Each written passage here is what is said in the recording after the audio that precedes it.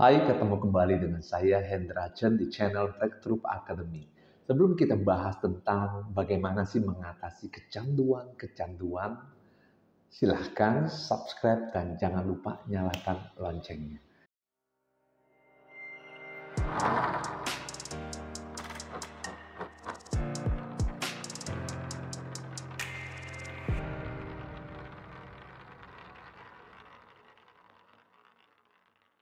Anda pernah nggak lihat orang yang punya kecanduan ya? Kecanduan ini tidak hanya melulu tentang narkoba ya. Kecanduan bisa juga kecanduan seks, kecanduan masturbasi, kecanduan pornografi, kecanduan games, kecanduan makan, kecanduan yang manis-manis, kecanduan nonton gitu ya. Nah, bagaimana kita membedakan itu kecanduan atau hanya hobi gitu ya? Nah, gampangnya begini. Saat Anda tidak melakukan aktivitas tersebut, Anda merasa seperti sakau, seperti kayaknya setengah mati. Nah, itulah yang menjadi sebuah tolok ukur. Kita bisa kategorikan ini sebagai sebuah kecanduan. Contoh, kalau nggak nonton kayaknya rasanya menderita banget, rasanya kok kayaknya sengsara banget, rasanya kok kayak mau mati gitu ya. Nah, itu sudah bisa kita kategorikan sebagai salah satu bentuk kecanduan. Nah, sebenarnya semua bentuk kecanduan adalah sebuah bentuk melarikan diri. Ya, ada sebuah problem, tetapi uh, pikiran kita melakukan sebuah melarikan diri gitu ya, kira-kira melarikan diri supaya problem ini nggak muncul, sehingga punya sebuah simptom atau sebuah gejala dalam bentuk kecanduan. Oke, nah ini ada satu kasus terakhir yang saya handle berhubungan dengan kecanduan. Jadi klien ini mengalami satu yang disebut sebagai BED ya, binge eating disorder atau bulimia nervosa.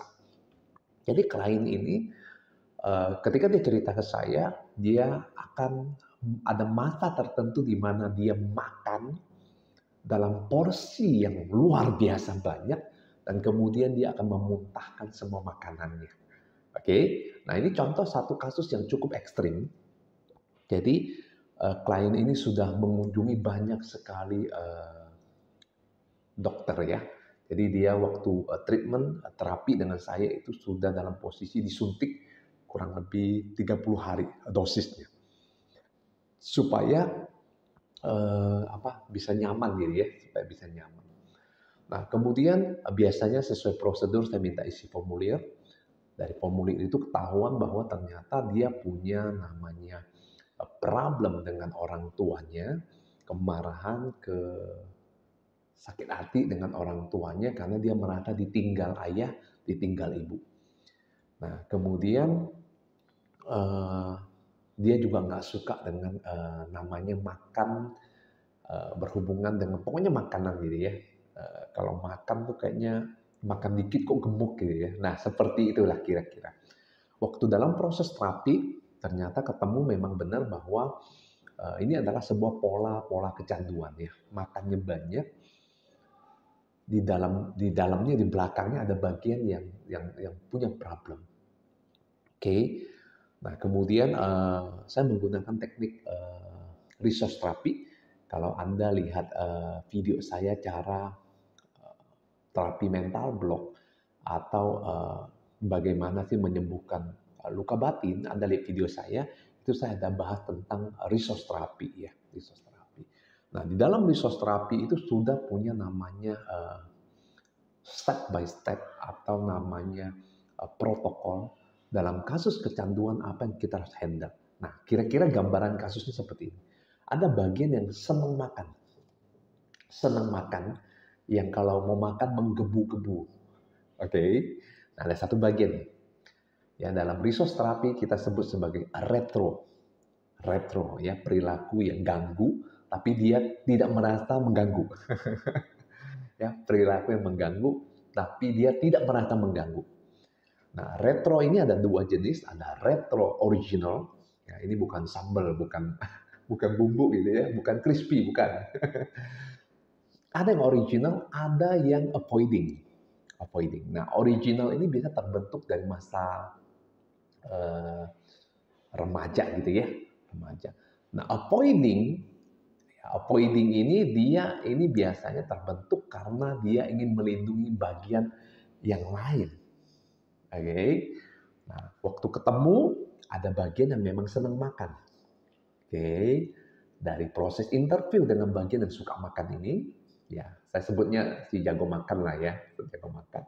Ketemu ada satu bagian yang eh, terluka ya. Bagian yang terluka, bagian yang merasa hancur gitu ya. Saya sebutnya hancur aja lah gitu. Nah, waktu dilakukan regresi, itu ketemu di umur sekitar umur masih kecil ya, masih kecil di bawah 8 tahun ternyata. Waktu itu ayahnya pergi, ya ayahnya married lagi, ya kawin lagi, meninggalkan dia. Kemudian saya bantu dia mengekspresikan perasaannya, marahnya dan sebagainya.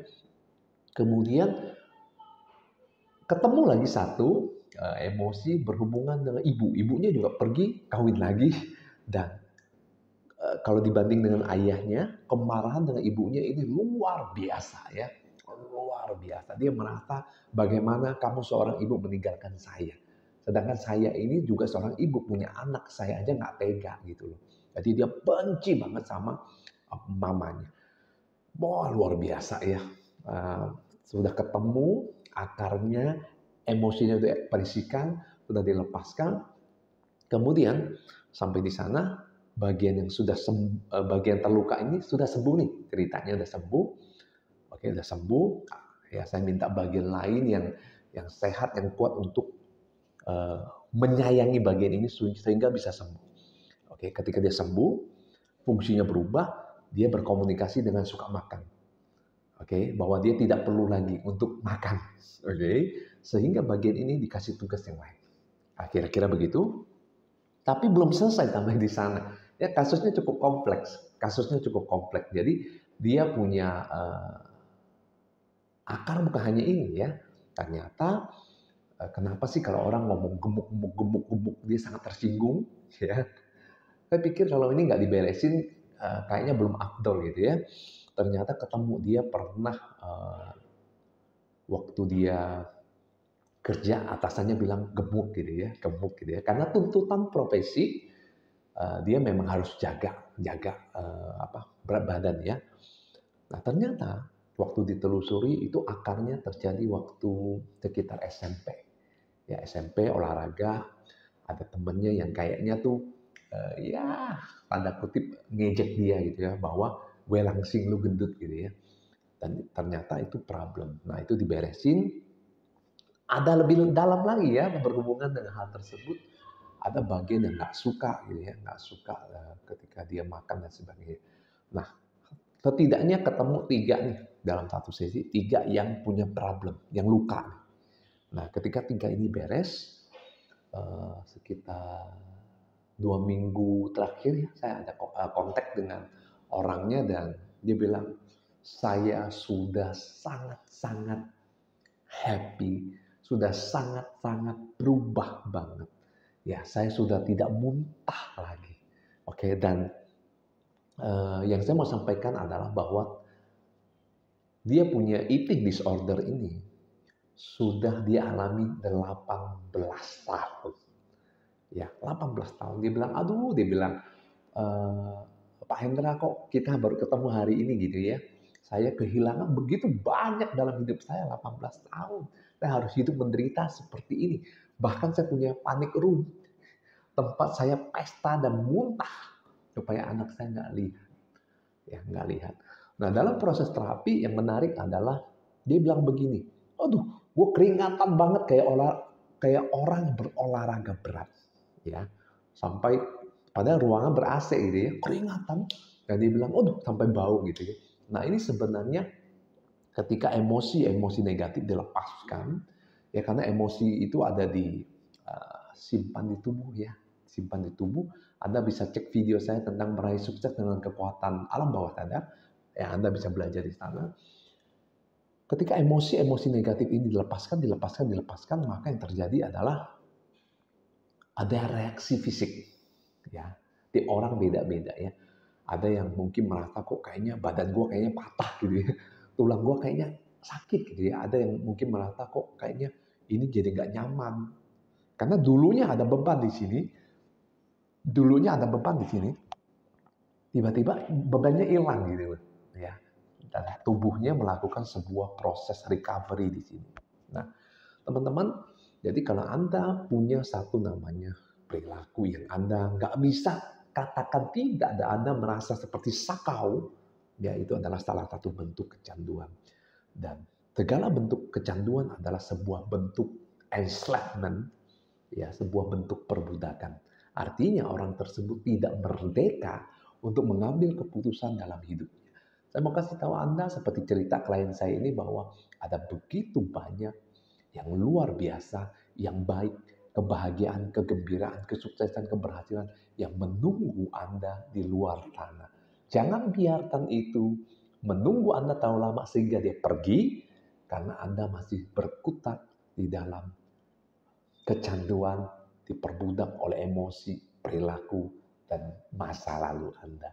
Kalau Anda punya masalah yang kurang lebih mirip, mungkin bisa di-sharing, ya. Dan kalau Anda merasa video ini penting, berguna buat Anda, dan mungkin berguna buat banyak orang di luar sana, Anda boleh share. Terima kasih, sampai jumpa di video berikutnya.